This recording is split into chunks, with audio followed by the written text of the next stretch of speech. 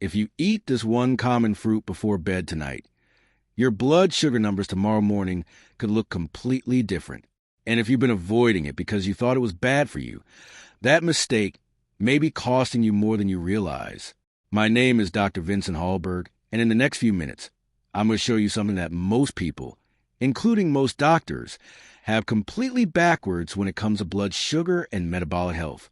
I've spent over 2 decades studying how the body regulates glucose, how the pancreas quietly signals distress long before a diagnosis ever appears, and why the standard advice most people receive is not only incomplete, it may actually be making the underlying problem worse. What I'm about to share with you is not a magic solution. It's not a miracle claim. It's something far more powerful than that. It's a biological mechanism that your body already has, one that most people have accidentally been suppressing for years. And the fruit at the center of this conversation is one you've almost certainly already seen at your local grocery store. You've probably even bought it before. But there's a specific version of it at a very specific stage that does something remarkable inside your body, particularly at night. Stay with me, because this information changes everything you think you know about managing blood sugar naturally. Let me ask you something. Have you ever finished a meal, a normal meal, not even anything particularly heavy or sweet, and felt an overwhelming wave of tiredness come over you within an hour? Not just a little drowsy. I mean the kind of fatigue that makes it hard to think clearly, that pulls you toward the couch like gravity itself has doubled. And maybe you've noticed that no matter how much sleep you get, you wake up not quite restored. There's a fog that takes too long to lift in the morning. A craving for something sweet or starchy that shows up before you've even had breakfast. If any of that sounds familiar, I want you to understand something important. That is not laziness. That is not age. That is not stress alone. What you are experiencing is a biological signal, and it's coming from a system inside your body that has been working overtime for a very long time, slowly losing efficiency and asking, in the only language it has, for help. That system is your metabolic regulation system, and at the center of it sits one of the most overlooked organs in the human body, the pancreas. Now, most people only hear about the pancreas when something has already gone seriously wrong, and that, right there, is the core of the problem. Because the pancreas doesn't fail overnight. It doesn't send a single dramatic alarm. What it does is something far more insidious. It sends quiet signals over months, sometimes years, signals that we dismiss as normal aging, as stress, as poor sleep, or a busy schedule. And all the while, the metabolic system is struggling beneath the surface, losing ground slowly, quietly, in ways that don't show up on a standard blood test until the damage has already been building for a long time. Here is a concept I want you to hold on to for the rest of this video, because everything I'm about to tell you connects back to it. High blood sugar is not the root problem. It is a warning signal. It is the alarm going off, not the fire itself. And most interventions, most diets, most advice, most supplements, they're designed to silence the alarm. They bring the number down, and then everyone assumes the job is done. But the fire is still burning. What I've found, after years of working with patients and studying metabolic function at a deeper level, is that the real issue is upstream. It's about how efficiently your cells are receiving and using glucose. It's about a process called insulin sensitivity, or more precisely, the gradual loss of it. And it's about what happens to your body's regulatory system while you sleep, during those critical overnight hours when the pancreas is supposed to be resting and recalibrating. But in millions of people, it cannot, because the system has been disrupted in ways that a simple dietary change can begin to address. I'll come back to exactly how that works.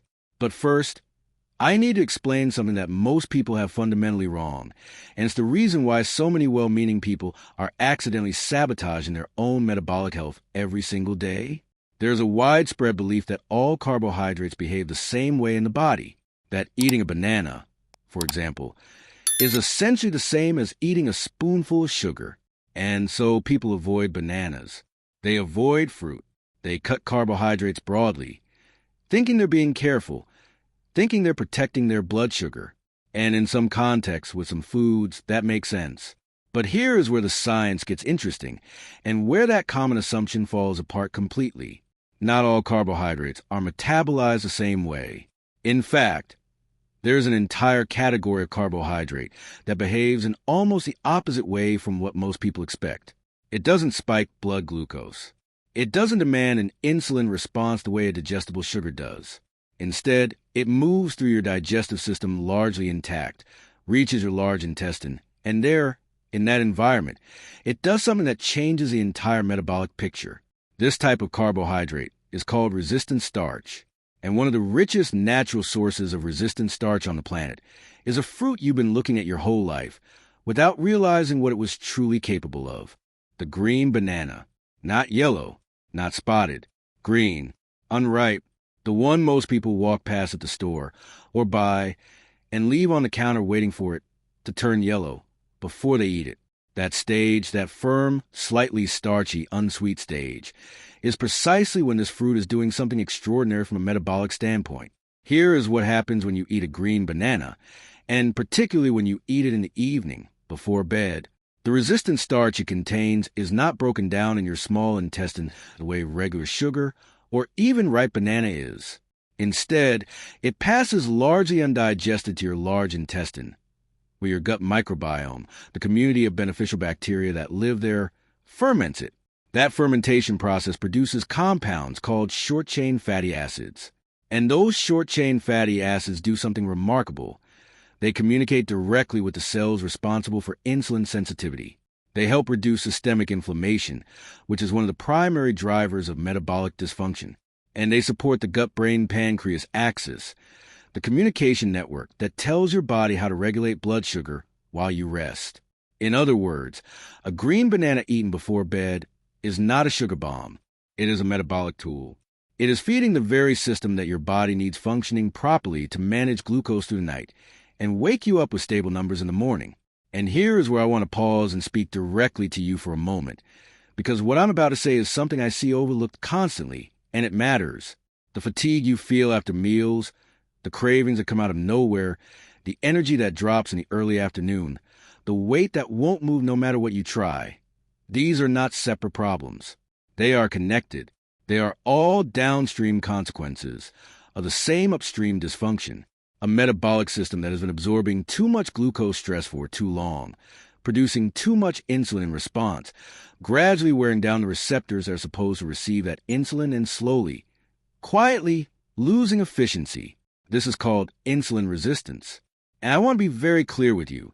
Millions of people are living with it right now and have no idea, because it doesn't always show up clearly on a routine blood test until it has already been developing for years. The symptoms come first. The diagnosis comes later, and the gap between those 2 points, that is the window where the most important decisions happen. If you've been feeling those symptoms, if something in your body has been telling you that something isn't quite right, I want you to take that seriously, not with fear, but with clarity, because the body gives signals. And the fact that you're still in a place where you can respond to those signals, where you can make changes, where you can support your metabolic system before it reaches a point of no return, that is something valuable. That is a window that not everyone gets to act through. And that brings me to something I want to mention here, midway through what I'm sharing with you. Because a green banana is one piece of a much larger picture. And there are people who have begun supporting their metabolic health through a combination of nutritional changes and natural, science-informed support, not medication, not extreme interventions, but targeted, evidence-aligned support for the systems we've been discussing. The gut microbiome, the inflammation pathway, the insulin signaling cascade, the overnight recalibration of the pancreatic system. There are formulations built specifically to address these layers, and for some people, they have made a profound difference in how their body feels and functions day to day. If you're curious about what that kind of support looks like, the information is available in the link in the description and the first comment below this video. It's worth at least understanding what's possible, because awareness is where every meaningful change begins. Now, let me continue.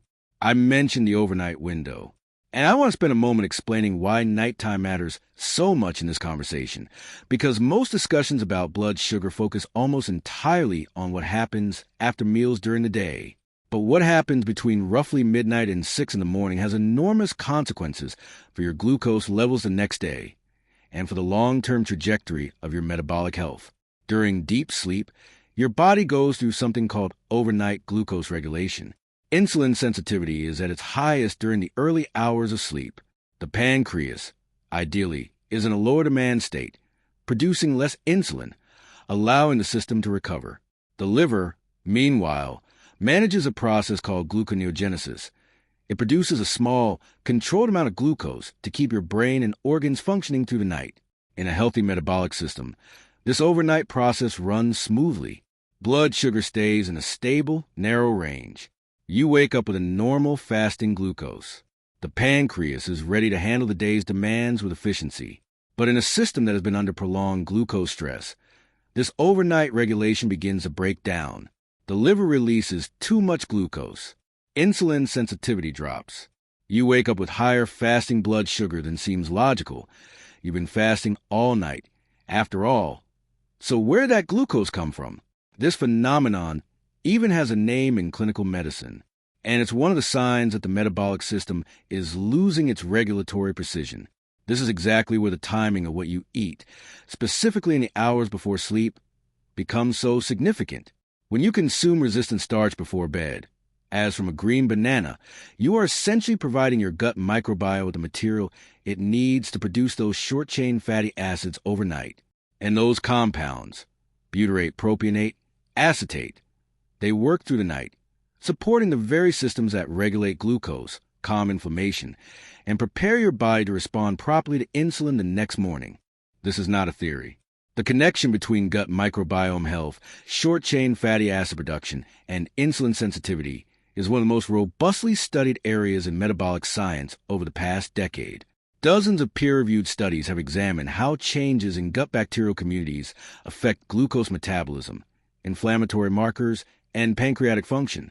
The green banana is one of the most accessible, most affordable, and most culturally universal ways to support this system naturally. Now, I want to address something directly because I know what some of you are thinking. You've heard that bananas are high in sugar. You've been told to avoid them. Your doctor may have even said to stay away from fruit in general if your blood sugar tends to run high. And I understand why that advice exists. It's a precaution based on the assumption that all banana carbohydrates behave the same way. But the science here is more nuanced than that. A ripe yellow banana, soft, sweet, easy to digest, has a glycemic index in the mid to high range. The starch has converted to sugar. It absorbs quickly. It can raise blood glucose measurably. That is the banana most people are thinking of when they hear the word banana. A firm green banana, unripe, starchy, slightly bitter, has a glycemic index roughly a third to half of its ripe counterpart, depending on how green it is. The resistant starch is not yet converted to simple sugars.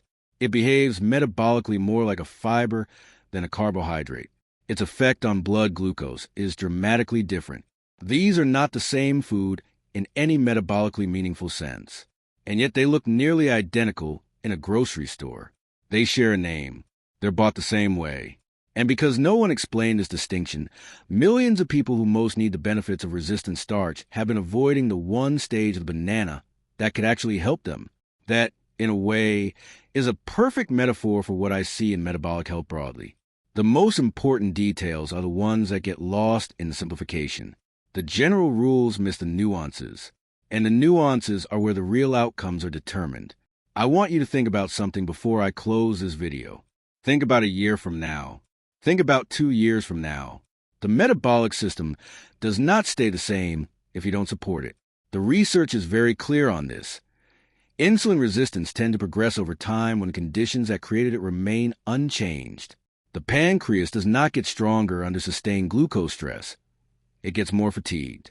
The gut microbiome does not self-correct when inflammatory patterns persist. It deteriorates. The fasting blood sugar that is borderline this year becomes harder to manage next year. And the energy, the clarity, the metabolic resilience you have today is worth more right now than it will be once the window to act effectively begins to narrow. I say this not to frighten you. I say this because in my experience, the people who act while they still can, who make changes before they cross into territory that requires far more aggressive intervention, those are the people who look back with gratitude that they paid attention when the body was still speaking softly. Your body has been speaking to you. That tiredness after meals, That craving for carbohydrates you can't quite explain. That number on a blood test that made your doctor pause even slightly. That feeling difficult to articulate that something is different than it used to be. Those are not random. Those are signals from a system that is trying to maintain balance under increasing strain. And the question is simply, what will you do with that signal? The green banana is a start. It's a real, evidence-supported, accessible tool that you can use tonight. But the picture supporting metabolic health, particularly the deeper mechanisms around gut health, inflammation, and insulin signaling, is larger than any single food. For people who want to address these systems more comprehensively, with natural, targeted support designed specifically for the metabolic challenges we discussed today, the pancreatic stress, the inflammatory patterns, the insulin efficiency, there is a path forward. And the details of that path are in the link below this video, in the description, and in the first comment. I encourage you to read it. Not because I'm telling you what to do, that is not my role here, but because understanding your options is the first step toward making a decision that could genuinely matter for your health over the coming years. The body is remarkably capable of responding when given the right support. Remarkably. But that capacity, that responsiveness, is not infinite. It exists most powerfully right now, while the system is still adapting, still signaling, still asking. The window where natural support has the greatest impact is not later. It is now, while your body still has the flexibility to respond. Act now, while the system is still listening. The link is below.